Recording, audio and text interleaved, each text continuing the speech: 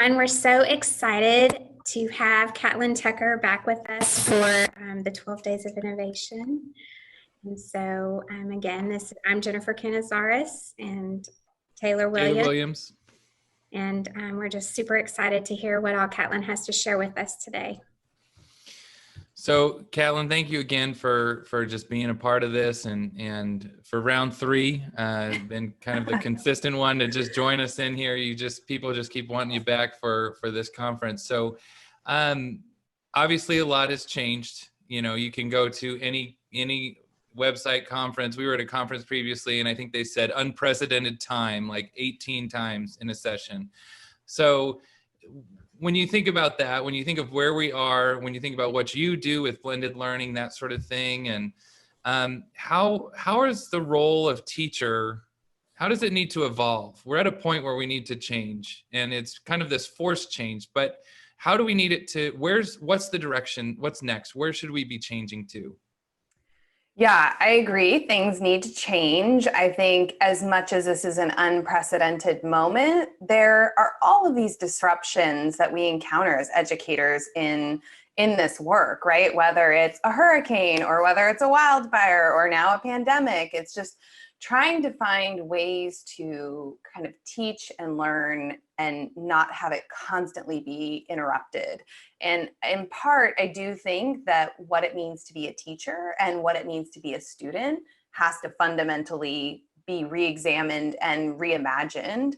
And in my work with teachers in this moment, because I'm working with teachers all over, and so some are totally online and some are on like a hybrid schedule where kids come a couple days a week and then they learn online, and some are in this concurrent classroom with some kids online and some kids in the classroom, and they're kind of juggling both. And then some, there are actually schools that kids are coming each day if they opt to. So it's just this really interesting moment where, education is really fluid.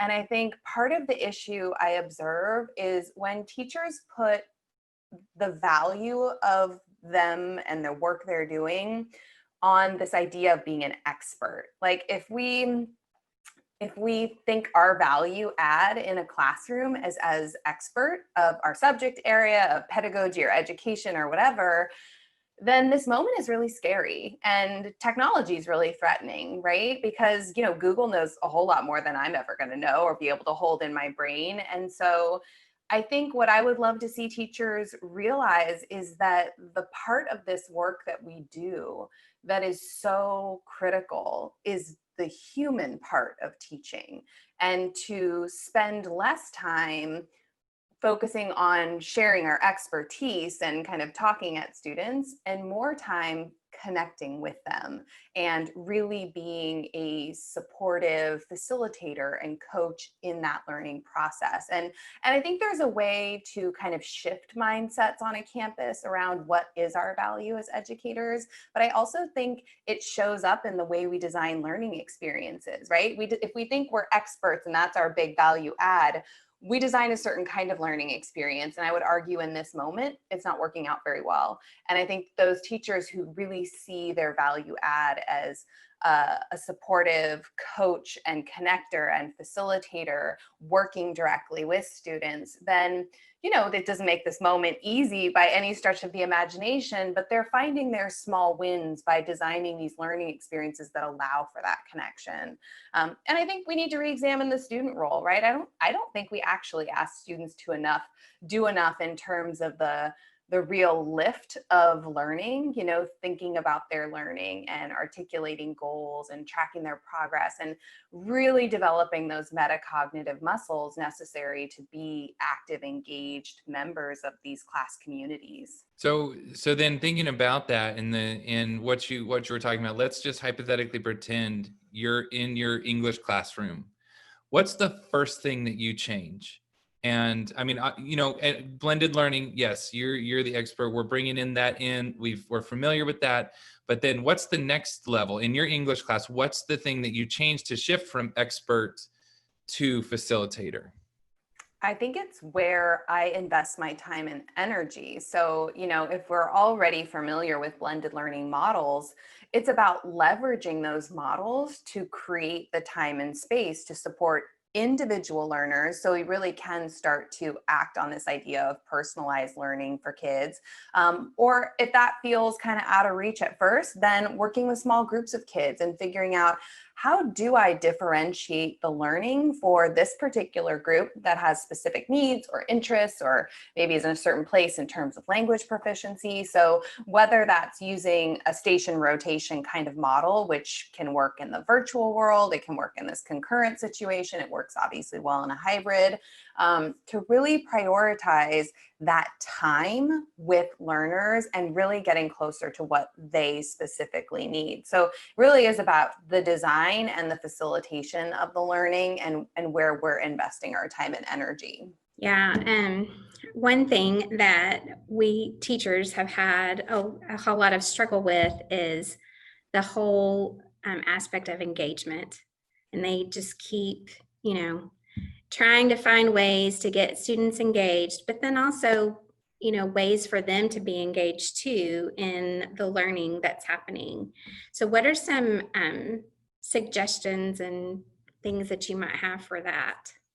Yeah, so actually teacher engagement was the focus of my doctoral work. So I studied teacher engagement in blended learning environments, and it was really clear kind of the parts of our work that engage us. So whether it's the cognitive engagement around the design work we do, or the emotional engagement that we feel when kids are leaning into the learning, our relationships with students are really important for our engagement as teachers. And there's a very clear connection in the literature between teacher engagement and student engagement. So part of the issue now is I think we have so many teachers who quite frankly are like exhausted, they're feeling disillusioned and overwhelmed, and that has to have an impact on learners who in their own right are feeling a little like exhausted and overwhelmed by the situation. Like I have an 11 and a 13-year-old they've been doing online learning now since, April, and I'm seeing the impact of that on them. And so,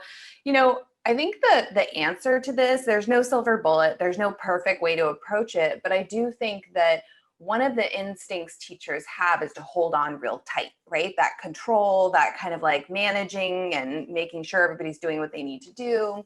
And that actually has a really negative impact on motivation, right? If somebody feels controlled.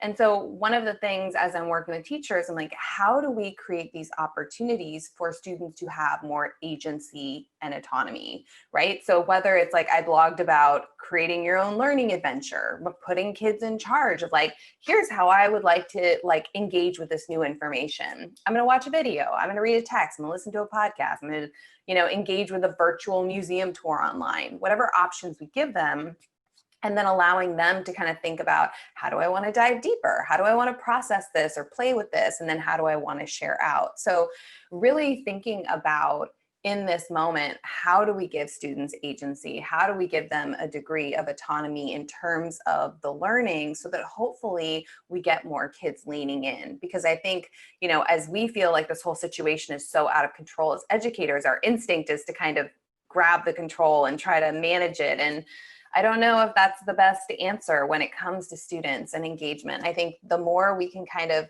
prioritize specific standards and learning objectives, really design with that in mind, prioritize student engagement, and then that connection with students as they're kind of self-pacing through learning experiences. I think that's how we move closer to getting kids to kind of lean in during this moment. Yeah, and I have to apologize. We forgot Dr. Catlin Tucker. We will make sure that is well known to our participants, because that's a huge deal. Well, so everything that you're talking about, those are all scary things, right? Mm-hmm. Releasing that control, that's a scary thing for a teacher, especially, we've had teachers all over the world are saying, who have 25 plus years experience, this is harder than my first year of teaching. It's never been like this before. I have no idea what I'm doing because of primarily that control. And so, as we were I was skimming back through your newest book, Finding Balance with Blended Learning, and your first chapter about the problems with traditional grades. Like it seems like in order to be balanced, you have to be brave. and you have to take that moment. So like, what would you say to teachers who want to be brave, but they just can't?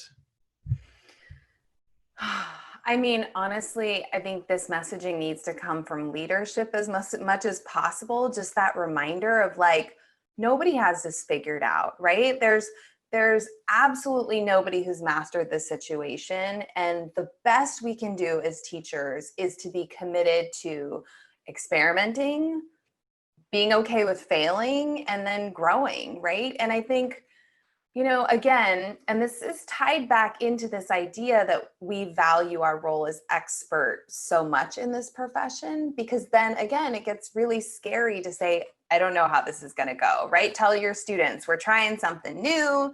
It could be a total disaster. We're just going to see how it works, and then we'll debrief after. And I just wish teachers would give themselves the space and the grace to say, I don't know, I'm going to try something new. It could totally flop, but that's okay, because that's all part of the learning process. And actually, if I invite my kids into this experimentation and I really surface my own desire to continue learning and growing, that could have really incredible impacts on this class culture I'm trying to create. And I think, I'd love to see teachers, as we try new things and as we release control to students, checking in with them. How did that go for you? What did you enjoy? What wasn't so enjoyable? Or what did you struggle with? What recommendations do you have? I think the teachers that I'm seeing navigate this moment most successfully are those who have really prioritized that feedback loop from student to teacher, which I think is really critical. So, I've told you guys this before, and all the teachers watching who've ever heard me speak have heard me say, think big, start small. And I think that in this moment, that makes sense too, right? Try a strategy, play it out, see how it goes, be an observer, and then attempt to learn by checking in with your students. And I think I read somewhere like the small wins this year are big wins. So anytime we have a small win, just kind of like celebrating that and giving ourselves some credit for that risk that we took and whatever that positive byproduct was. That kind of leads into the question from Hillary Friday, is a huge fan of yours, and she noticed that you had tweeted a couple of days ago about tips for finding balance between work and life right now. And so her question is, what are ways that you continue to build relationships with students who are working remotely? So I think honestly, the best way to continue building relationships with students in a remote learning scenario is not like anything that sounds super fun. It's just carving out time for conferencing with kids. I wish that teachers would really kind of think about that value of finding time to connect with individual learners, whether it's having kids in, an online or virtual conferencing space and pulling individual learners just into a breakout room for like 3-4 minute chat about their progress, or maybe they're working on an assignment, over time, whether it's a written essay or a lab report, or they're doing some kind of multimedia project.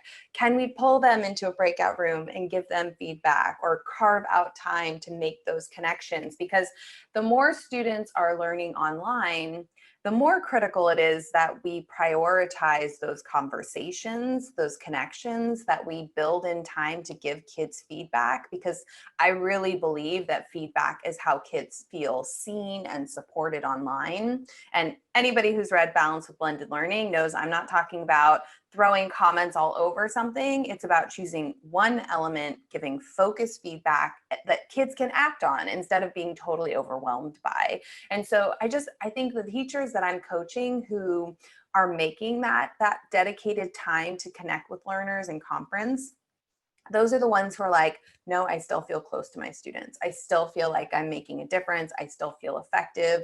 And their students have expressed appreciation for that time and those conversations, which I think are really powerful. So, Catlin, I'm curious then, as obviously we can talk about this. We're all in education. We're working in different levels. As a mom, what do you want to see? like change. And your kids have been online longer than our kids in Texas, right? Most Texas districts have the ability to choose. Kids are choosing whether to be online or face to face. But it's a little different where you are in California. And so what do you hope to see like in the school year? Because a lot of people are finding comfort like, well, next year, 2021, it's going to be back to normal. And I know as a dad, I don't want it to be back to normal like that. How do you feel about that? What do you hope that school looks like for your kids when the virus eventually has passed? I worry it's not going to look very different. And that's sad to say, but I think it's probably true. I think there are enough forces at work that would prefer to just kind of keep things the way they are. And not as many forces that are like, let's re-examine seat time. Let's think about where learning can happen and where the best learning landscape for a particular task might be, right? And so for me, I would love to see teachers taking what they're learning in this moment, strategies, tools, and apply them to, at the very least, the classroom when my kids go back, because my kids don't go to a super technology rich school.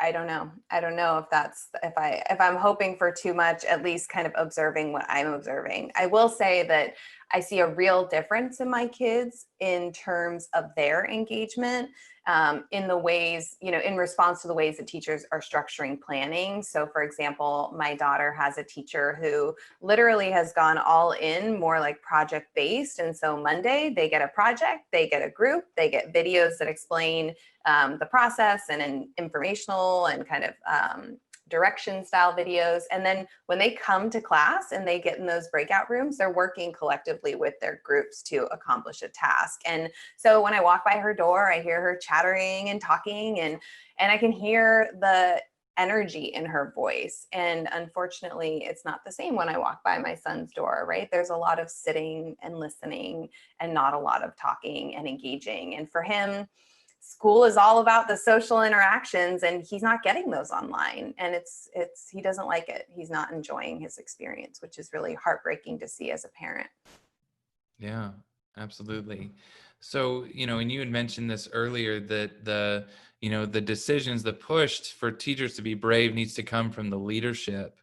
And so then what do you say to an administrator, a principal, or even upper central admin, asking them to be brave in this moment to allow that, because you ask a teacher, I'd love to try this, but I'm afraid that if I fail, my principal will do X, Y, and Z, or my teacher rating this year will be X, Y, and Z. So what would you communicate to the administrators that were, in this time of not knowing, and they're just trying to balance, they're kind of that liaison, they're trying to balance everything that's going on, keep teachers happy, engaged, and in the building, keeping parents encouraged. I mean, what advice would you have for them?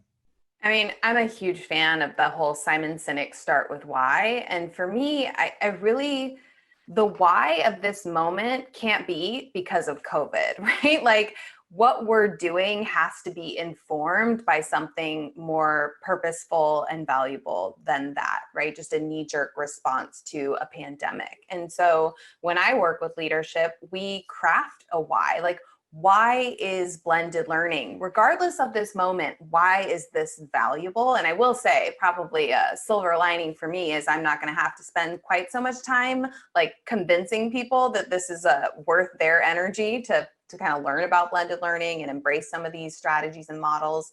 And then we dig into the how, because often, quite frankly, a lot of the leaders I work with, they haven't been in the classroom a really long time. They don't exactly know what all of this looks like. And so the best leaders are the ones who lean in and they're like, I want to learn. I want to understand these models. I want to support my teachers.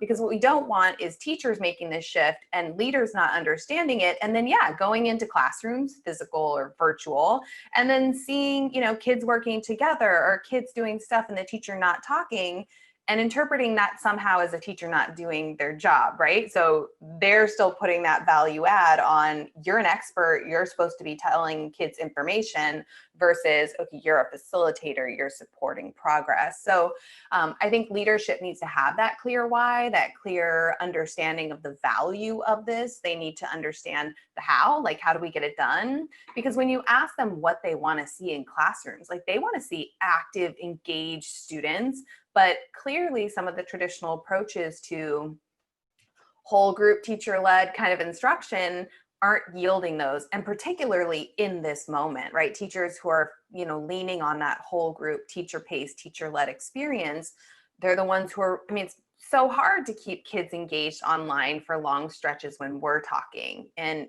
same for the concurrent classroom, trying to transfer a lot of information one time, it's not going to be effective for most people.